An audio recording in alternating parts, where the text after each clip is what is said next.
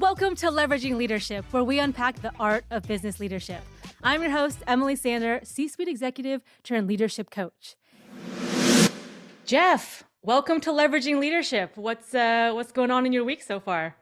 Hey, Emily, it is great to be here. The week's going well. You know, the week we're recording this is a holiday week. Just got done with the 4th. Had a lot of good family time and ready to All of get our back fingers. at it. Yeah. Yeah, on all the fingers, all the toes, we're all good. That's Yeah. a win. Yeah. Yeah. And I have to Yeah. say, I noticed you have, is that a typewriter behind you?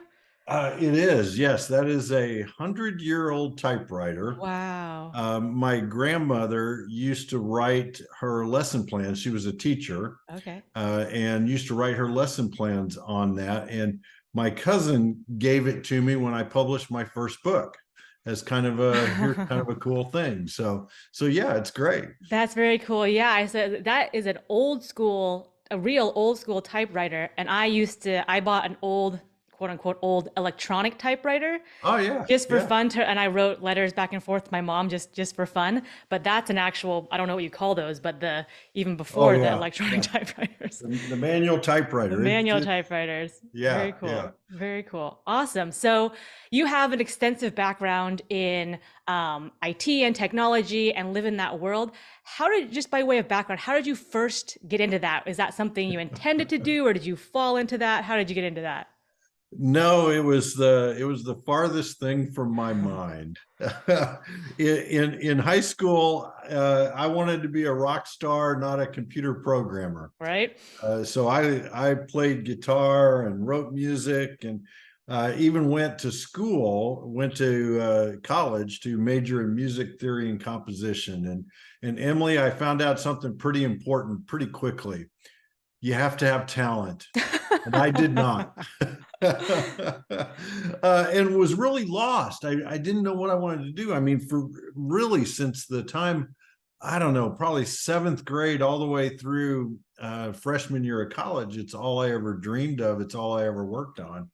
And so I dropped out of school and was just kind of casting about, right? And that was about the time that the home PC was just coming to market. IBM released one and it was, I don't know, 10 grand or something ridiculous like that. I mean, ridiculous for that time, especially. But about that time, then the Commodore 64 came out and it was affordable, right? So on a lark, I bought one because I really hadn't been all that interested in tech in school. So I bought one, and what I fell in love with was writing software. The Commodore 64 became my new instrument.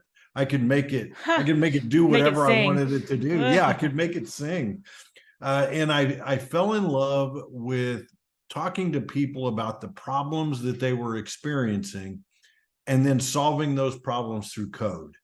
And I was going to do that the rest of my career, just write code, write code, write code.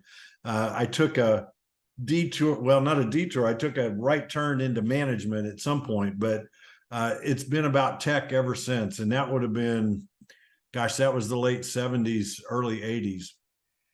So I spent 40 years in tech. It was a wonderful, wonderful ride. You've seen a lot then in those 30 to 40 years. A few things have changed, slowly A and few gradually. things, yes, yes. We still, when I got my first job in tech, we still used punch cards. Oh, Uh, wow. Real yeah, punch on the cards. mainframe, Okay. still did that. Okay. And I can remember, a few years doing this, and a buddy of mine and I were looking at these PCs they were bringing into the company, right? We were used to working on these 3270 terminals. They were dumb terminals. And all of a sudden they've got these mice sitting around. It's like, what are those things? Real programmers don't need mice to Wow. code. What did you use before mice? The keyboard. That was Oh, it. That was shortcuts it.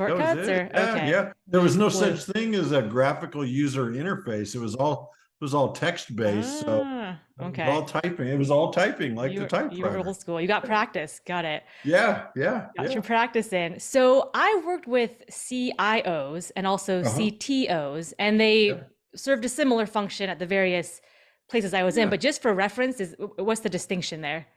So I could go for hours on that alone. CIO, Chief Information Officer, Mhm.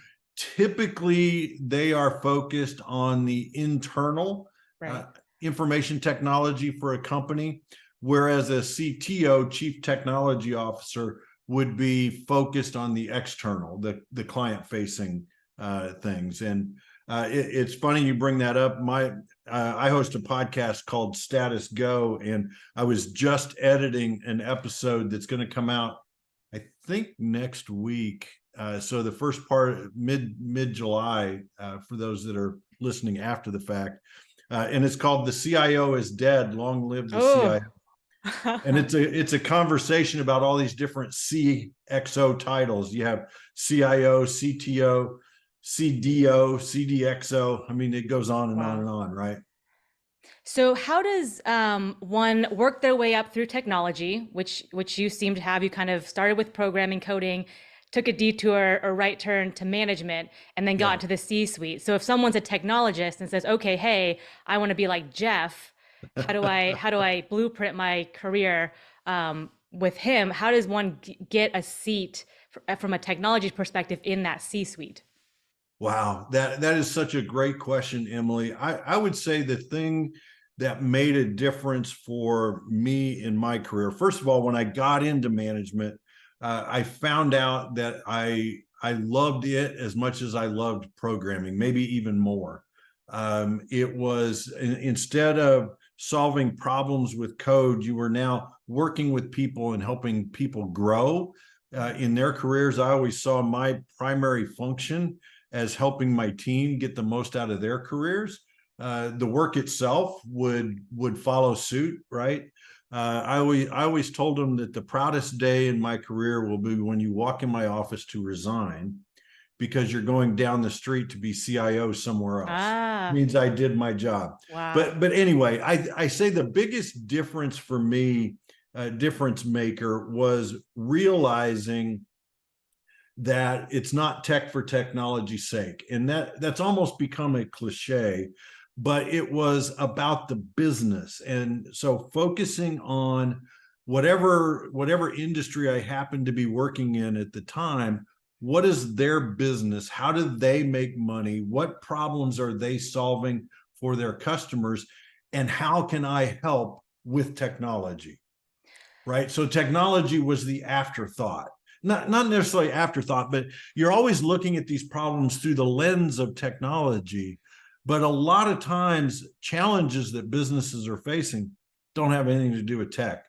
Hmm. It's people, it's process, and Yep. then technology. And we say that so much that it has become cliche, but it's so true. So I focused on learning as much about the respective business I was in as I could. My first CIO job was in commercial real estate development. So, I had a buddy that was in kind of commercial real estate and construction, and I asked him for some advice, and he said, "Remember two things: hard hat and muddy boots." It's like, what are you talking about? He said, "They will not listen to you unless you have a hard hat and your boots are muddy. Okay. You got to be out on the job site. It's the only way to do it." And I took that to heart. And so I would travel around to our job sites, and I can remember standing up on top of buildings as they were being built, and work and talking with the construction managers, and that just kind of played through my whole career. I left that CIO role and became CIO for the Goodwill organization here in Central Indiana. Completely different organization, completely different business. But how do they? It's a nonprofit, but how do they make money? What problems are they solving? Right. Right. And so I did the same thing there. Is I would go on ride-alongs with the senior vice president of retail, and we'd go to visit the stores, and I'd get to see the stores through their eyes. What are they looking at? What questions do they have? What problems are they facing, and what challenges? And Mm. again, how can I bring technology to bear on those problems? I think that's an element a lot of C-suite executives miss. And I've seen it in lots of different areas. I'm probably the furthest away from technology, but as an example, I've seen very good um, controllers become CFOs, and they're very good at the accounting piece of it, looking backwards. And they can do spreadsheets and models, but they don't understand what's behind the numbers. They don't Yeah, understand what that actually means for the business and in the real world. And that disconnect, it hurts them and is a huge disadvantage. So I'm hearing it's very similar in the yes, technology arena and world. Like, hey, if you don't really understand what's happening and are ingrained and entrenched in that, you're not going to be able to support the business in the way you should. yeah, Is that what I'm hearing? absolutely. It's understanding the business, and it's also, we used to call these skills soft skills. It's things like collaboration, communication, team building. I think they're essential skills, Yeah. and I think many times, whether you're in the technology department or division of a company, or the finances, the example you were giving, you've got to have those soft skills, because you've got to be able to communicate and collaborate with those around you. One of the best. So my first, I believe he was a CIO, and he was the first person to ever sit me down and say, "Hey, Emily, you clearly don't know like what we do. Let me sit down and whiteboard what a sprint is." And he gave me this Uh-huh. analogy of like a train leaving the station every 2 weeks, and you got to get all the requirements on the train for it to come back and give you something. And so, gun in one Harry, if he's listening, he sat me down, and he just like the happiest guy, and it was such a positive experience. But being able to Yes. communicate to your internal stakeholders, hey, here's what this means, and here's how we work together, and here's what I give Yeah. you, and here's what I need from you.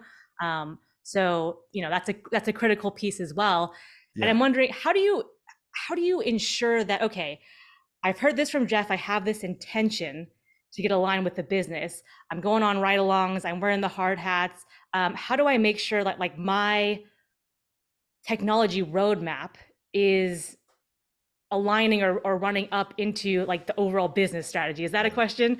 Oh, that is yeah, I'm smiling because, we've been talking about IT and business alignment almost since there was IT, right? So almost 50, 60 years. I've always been the one that my mantra was, if you're talking about alignment, you're not aligned, Mm. right? You have to be so much, if you understand the business and you understand the business strategies, and I'll insert here that sometimes some of your peers on the executive team might not understand the strategies. But if you can see those strategies, then you begin to get this picture of how technology underpins those strategies, and you begin to map your roadmap or draw your roadmap to align with that. The other key piece that I think that many leaders uh, sometimes struggle with, right, is that ability to stand in the future and imagine what that reality is like. We're all great at knowing what our current reality is, right? We can look around. Yeah. IT professionals, we are so great at assessments. We can do assessments all day long, which is current state. But you have to be able to envision the future state. What's the future that you want to create? Not the future that's going to be created for you. Mm-hmm. What future do you want to create? Right now, today, the big news in tech all year has been AI and generative AI. Chat GPT is an example, and Bard and others. That's all great. But 3 years from now, 4 years from now, 5 years from now, what is your business going to look like because of Ah. AI? How's it going to change? And if you're waiting on someone to tell you, you're doing it wrong, You're right? not going to win that race. You have to know enough about Loft Property Group or Goodwill Industries or Intervision Systems, whatever company you're working for. You have to know enough about them and their market that you can do scenario planning. The military is great at scenario planning, right? It's not strategic planning, it's strategic foresight. Hmm. So you look in the future 5 years from now, and you imagine what things are going to be like. And then you say, okay, if that is the future that we're trying to build, then I need to do this. And if I need to do this, then I need to do this before this. Then I need to do that. And you kind of work your way backwards and you end up with a roadmap. The analogy I use a lot, Emily, is a children's maze, right? Yeah, you get those diagrams on a sheet of paper or now on a computer, and the kids follow the maze to the end. Have you ever noticed that it's easier to solve the maze if you start at the end? Mm, You can go backward. find the way backwards. So you're solving this maze. You're starting in the future and saying, if this is true, I know where I'm starting from. Now let me go from the future back to present day and build my roadmap to support the business that way. Right. So you zoom out and say, I'm being proactive and being thoughtful and intentional. What's my end goal? And then reverse engineer what needs to Yeah. happen, this year, this quarter, this month, today. And you have to be flexible because you're Yep. probably wrong. Your plan will change 12 times, but that's why you have a plan, so Yes. you can change Yes. it.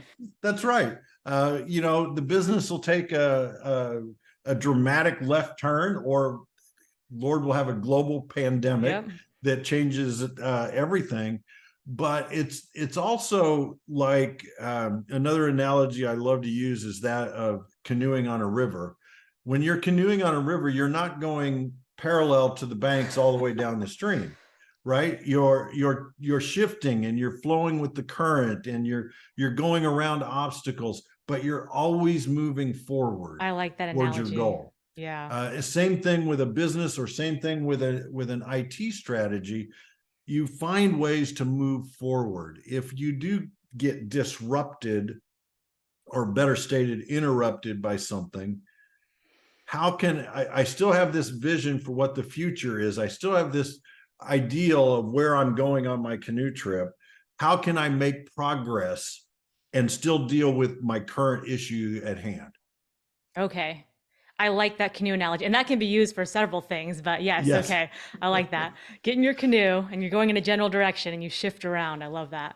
Yeah. Um, so we've talked about the importance of communication. And I will just say, I'm not a technologist, and so I um, really appreciate someone who can communicate effectively. Like they are knowledgeable and they know their stuff on the technology land, but they can talk to me in a way that I will understand and not be condescending.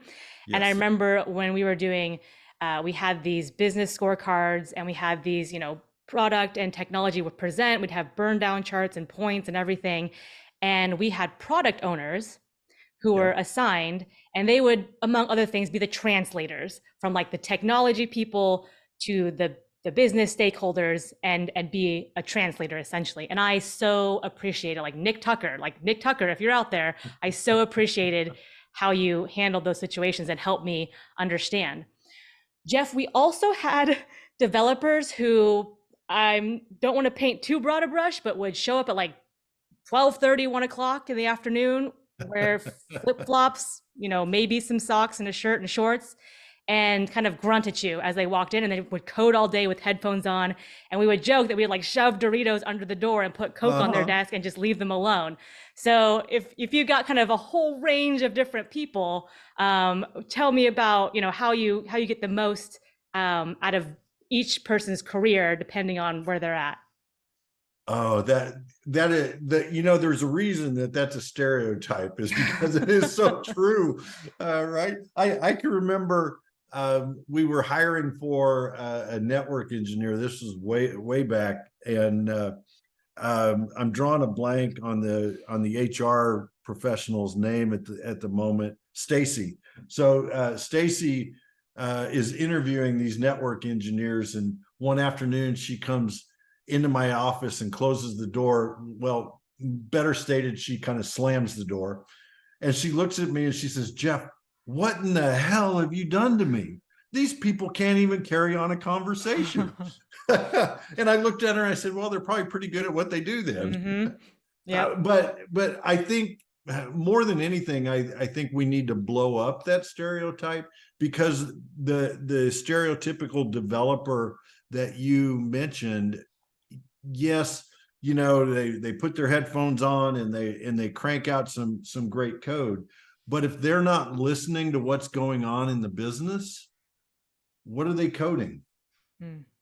Right? They're what they're writing, what they're creating in code is the translation of someone's translation of someone's translation of someone's translation that finally gets to them. It's a long game of telephone tag. Yeah. Are they really building the right thing? And I think if I am a 100% proponent of flow, that if you're in a creative uh, uh, state, if you're a creative person, if you're building content for marketing or whatever it is, you need some focus time. So if you're writing code, you do need that focus time, but you also have to know and understand the business and the industry that you're in. You have to know the people that you're writing that code for. And if you're writing for an end product, you have to know and understand the customer. Have you ever has that developer, after you shove the Doritos under the door, have they ever talked to a real customer? Hmm. Yeah, Probably not. that's a great point because I remember one individual who, I had great respect for him. He wasn't like the most social person, but I was like, you don't need to be. In your job, you're good at what you do. But he was like, Emily, you talk to customers and I want to hear them. Can I Yeah. be on a call and I don't want to talk. I don't want to even be on this call. I just want to listen. And I said, Yes. absolutely. You can be in as many of those as you'd like. And so he would come in, take his notes, like say 2 words to me and then leave. But he developed great code or whatever he did to Yep. produce a really good product that we could use and our clients loved. So, It's essential because we will hear and see things because of our technology background. We will see and hear things that you don't. mm, um, right? As you're talking with the customer, we're going to hear some nuance that maybe you don't. It goes back to what I was talking about earlier, those ride-alongs, being able to see what's going on in the store through the eyes of the senior vice president of retail, but always also with that lens of technology. And when they're talking about the struggle of long lines at the cash registers, what can I do as a technologist to make those lines move faster? ah, And that may not even be something that they asked for. They just may have been, oh crap, look at this line. It might have been the end of it.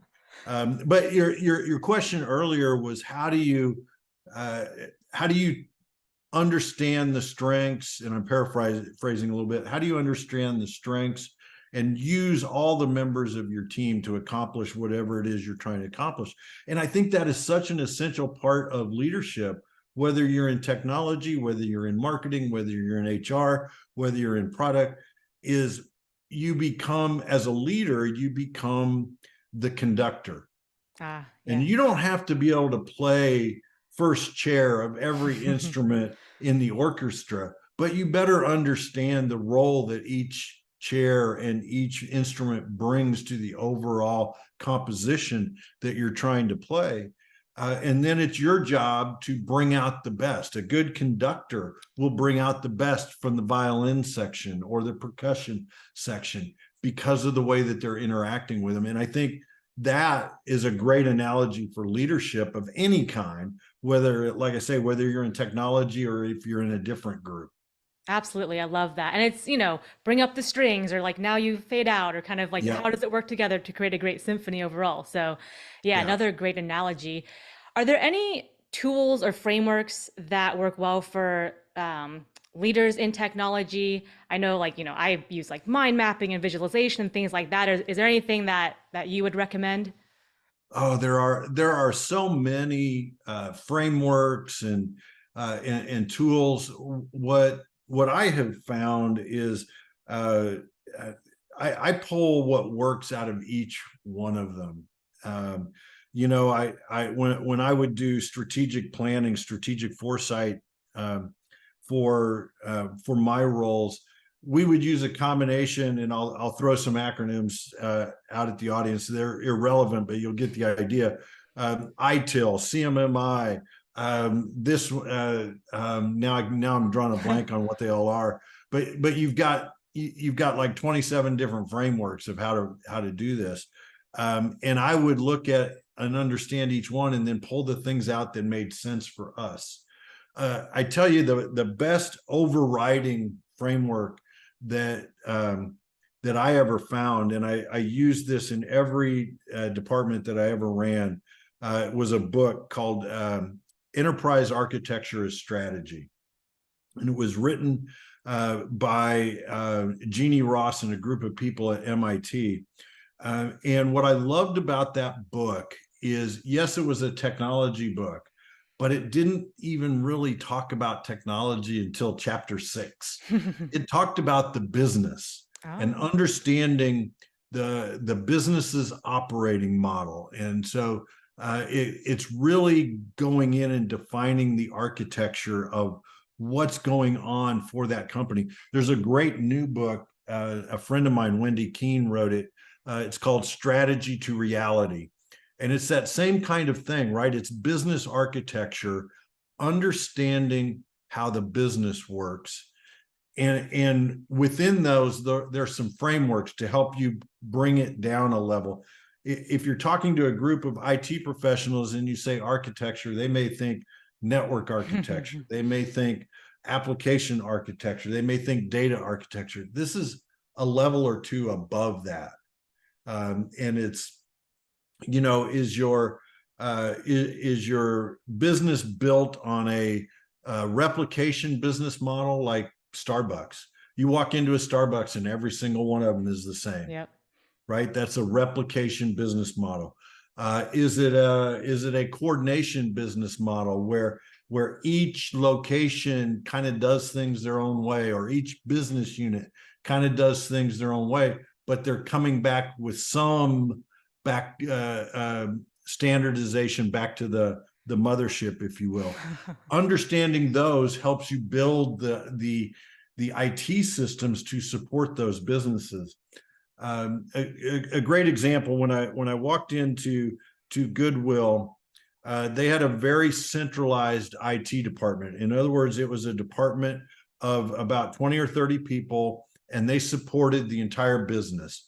Well, when you start looking at Goodwill, especially here in Central Indiana, they have 5 very disparate business units.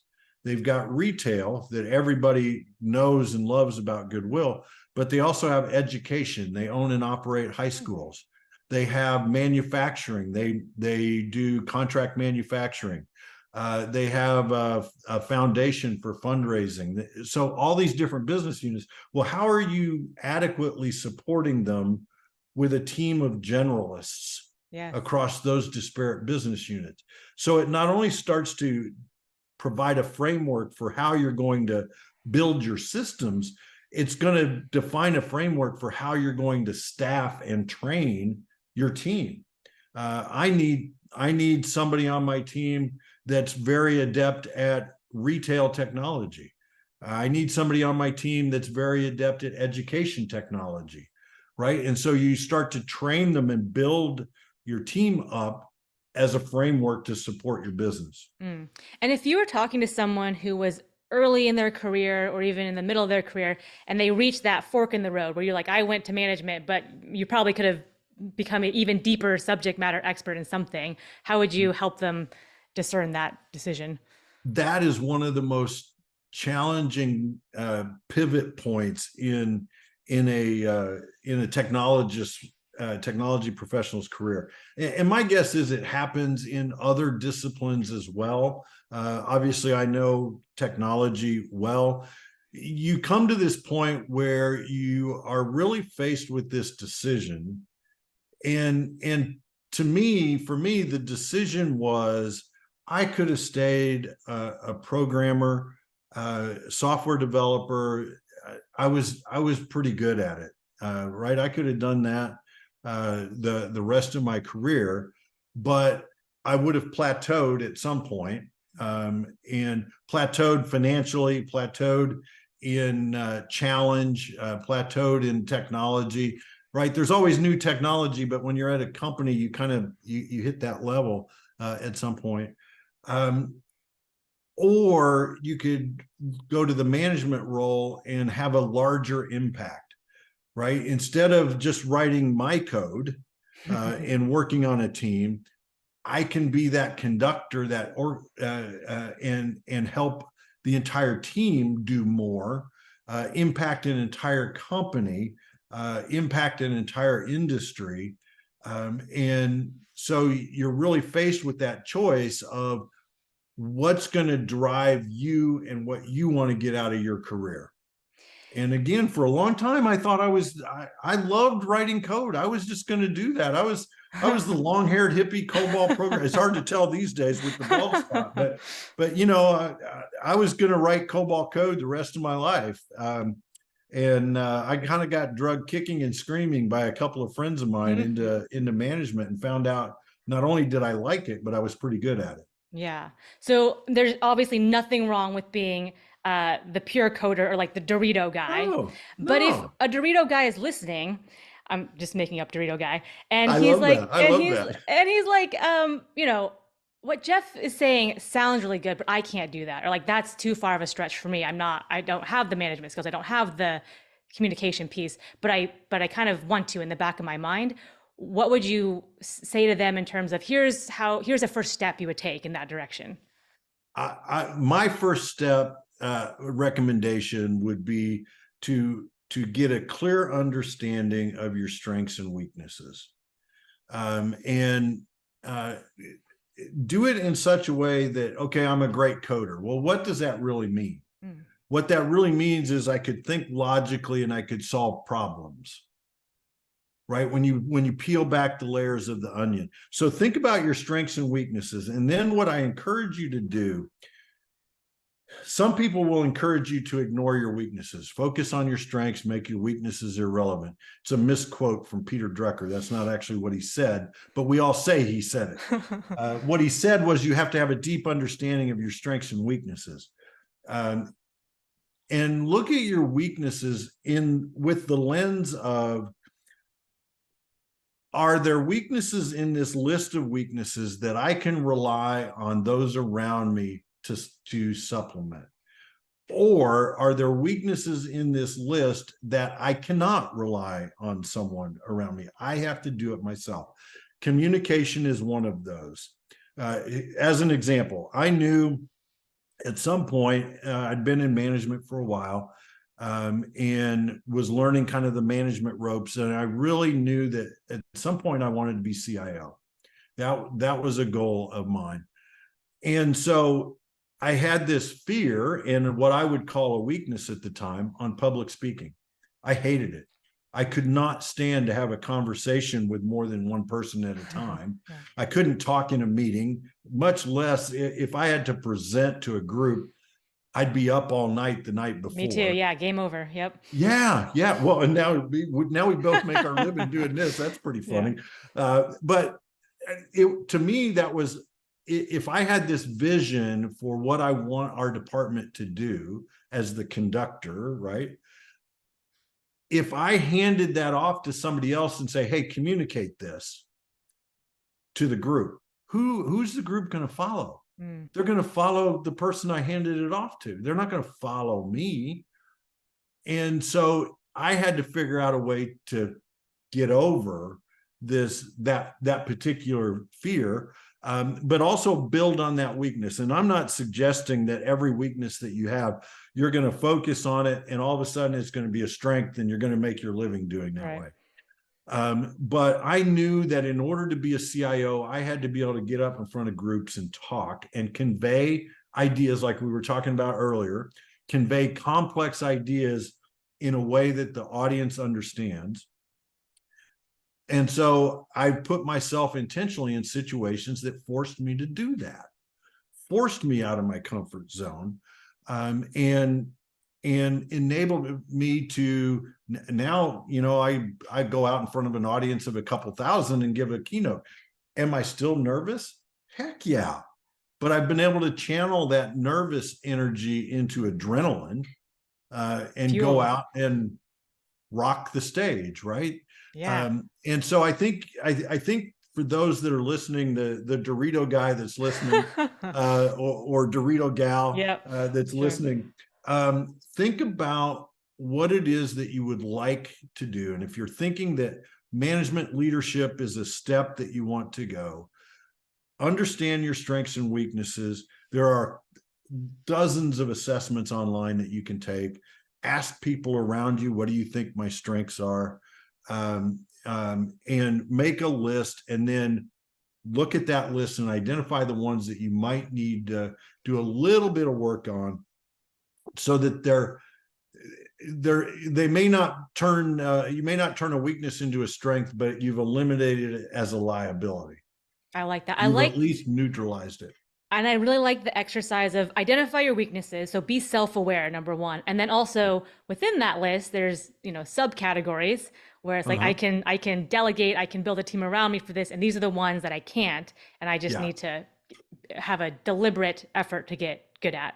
Yeah. Yeah. And I will say, as a non-technologist or someone who's not literate in any sort of code in any fashion, we don't need you to be Shakespeare, So going back to my old, we knew Jason was weird. Like Jason was just Jason, but that's kind of, it was endearing at a certain level. So, yes. So don't have to think you're trying to be perfect, or being like, oh, here's the sales, VP, and he's, super good presenter and all this stuff. So you just need to convey the information that's in your head. And one of the most valuable things that I got is when people would listen to the client calls, like you were saying, they would hear things that I didn't, and they would say, oh, Emily, there's an option to do X, Y, and Z. And I was like, there is? Because I didn't know that was on the table. So even saying stuff like that and bringing it into someone's awareness can be helpful. And I'll always remember we had these meetings where I would get in trouble for saying to someone in IT or development, oh, like this and this and this, we need to adjust this in the UI. That should be easy. Like that should be quick. And everyone would be like, no, no, no. And they have these faces staring at me, rightfully so, because they created this system for us more simple people. Like, hey, when you throw something out like that, describe it, describe the scope, describe the requirements, and we will tell you how many points it is. A certain amount of points take a certain amount of time. And so that to me was like, oh, so that's actually very difficult. And that's a 6-month project, not a, 6-minute do it. So even that kind of context is helpful. So just trying to help out the technologists speak to us non-technologists. It is. It's that communication though, right? That someone took the time and say, no, we'll tell us the problem and what you're trying to solve. Tell us your requirements and we'll tell you how many points that is. All of a sudden that's them communicating with you non-technically, right? You just know that, hey, this 7 points, this one's 20 10 points, and this one is 100 points. Now you've got a way to understand that the difference in complexity. I think that's brilliant on their part. Yeah, awesome. Okay, anything else?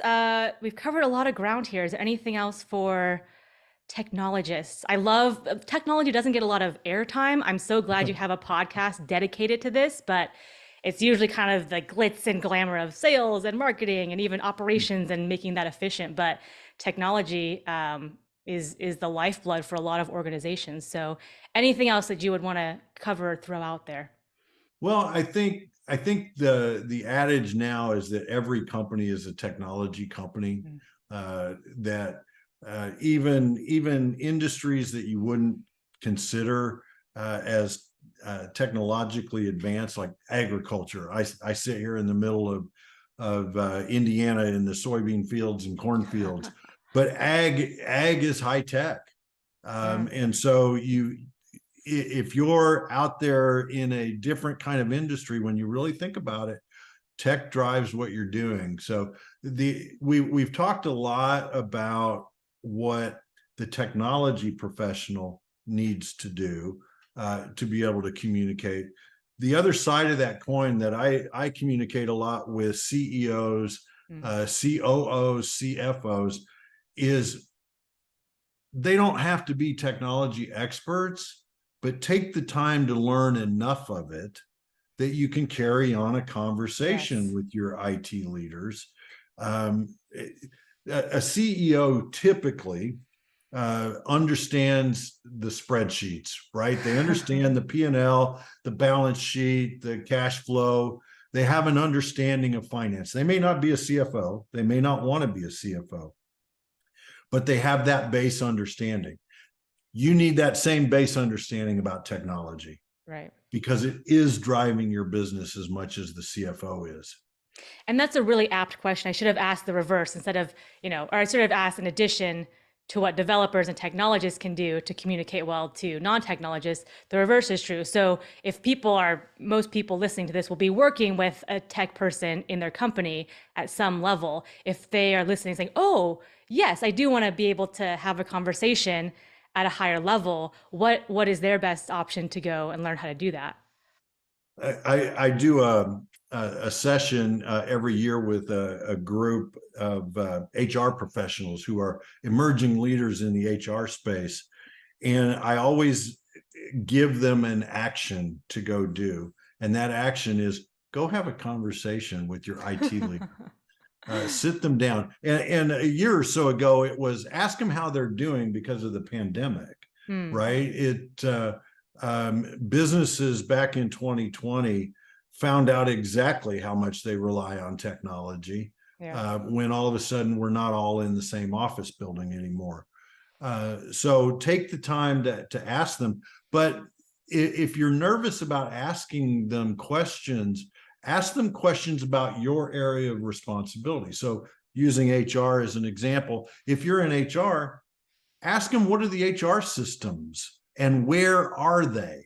Okay. Are they in the cloud? Are they on premises? Are they, just get an understanding and get it, ask the questions in something that you can relate mentally back to. Oh, yes, I use Workday every day as an HR professional. And that's a cloud-based application. It's a software as a service application. Now I understand. But I also use this software for managing travel and expenses. Right. That is an on-premises application. Oh, now I understand how much the technology team has to be involved with each one. So you start to learn a little bit, but you're tying it back to something you're familiar with to help connect those dots. You have a framework to kind of place things on. Yeah. And as you were describing that, I was remembering at a company I worked for, something really valuable that we did was brown bag lunches. And so people would get free lunch on, every, Thursday of the third Thursday of the month. And one department would just present on like, here's what we do, and here's the current project we're working on. And people got to ask questions. It was a very casual, non-threatening environment. People came for the free food, but they also learned a lot from their colleagues. Absolutely. Yeah. So that's a great one too. Yeah, that is a great way of doing it. Great. Well, Jeff, thank you so much for sharing all of your knowledge and wisdom. And if people are interested in reaching out to you, how do you help people and how can they reach out to you? Well, Emily, thank you so much, first of all, for having me on your show. I really appreciate it. I've enjoyed getting to know you. And I'm going to spread the word about your podcast to my followers. So I'm on LinkedIn, real easy to find, Jeff Tunn on LinkedIn. I also have a website, jeffreystun.com. I was really original in my naming convention. I've written a couple of books, and I host a podcast for technology professionals. But even if you're not directly involved in technology, I think you'll get some benefit from it. It's called Status Go. So check us out. We're for the technology professional that wants to break out of the status quo. Hence the play on words. So would love to have you as a listener on that show as well. After you listen to Emily's show, then you can tune into my Thank show. you, sir. Yes, well, absolutely. And we will have all of that information in the show notes. So if you're listening, please go reach out to Jeff or at least listen to his podcast. You've seen how great he is at communicating and the knowledge he has. So Jeff, thank you once again. And we hope to have you back on. Thank you, Emily. It's been fun.